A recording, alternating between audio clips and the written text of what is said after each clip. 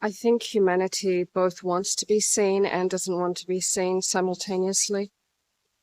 We want to be seen for those good qualities that we can display, but we don't want to be seen for the aspects of ourselves that are unhealed, that are fractured, that contradict each other. We want to be seen to a degree, as I said, because if we aren't seen by each other, we fade away, we die. We need attention to some degree.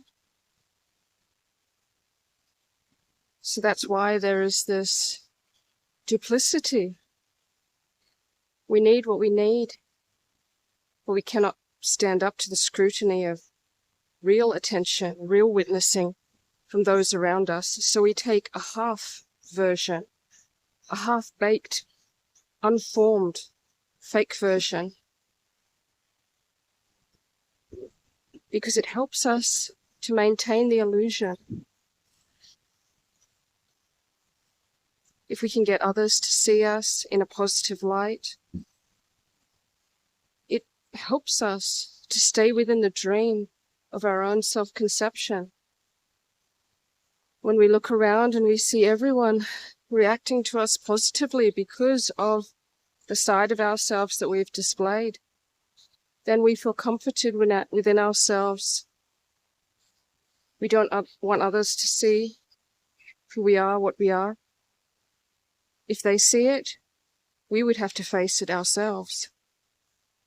And if we would have to face it, we would have to change, because living with the truth, it would be too taxing, it would be too confronting. Change would be necessary. But this is not what we are doing. We're hiding, we're maintaining the illusion as much as we can, individually and collectively. But you cannot run from yourself forever. What is certain is that a reckoning comes. And a reckoning is inevitable under these circumstances. Nothing can be done on the collective level. But certainly on the individual level, we can all take the initiative to reveal ourselves to ourselves. Don't wait for the reckoning. Don't wait to be forced to see yourself. Don't wait to be forced to come face to face with the truth of yourself. Slowly, gradually, lovingly, look yourself in the eye. You will do it one way or another. Whether it is forced upon you by reckoning or whether you take the initiative. And as we know from our own lives and from myths and legends and stories and media, when people face their reckoning, usually they wish that they had done something beforehand, because it's usually a heavy, heavy blow. So we can still mitigate some of the consequences on an individual level.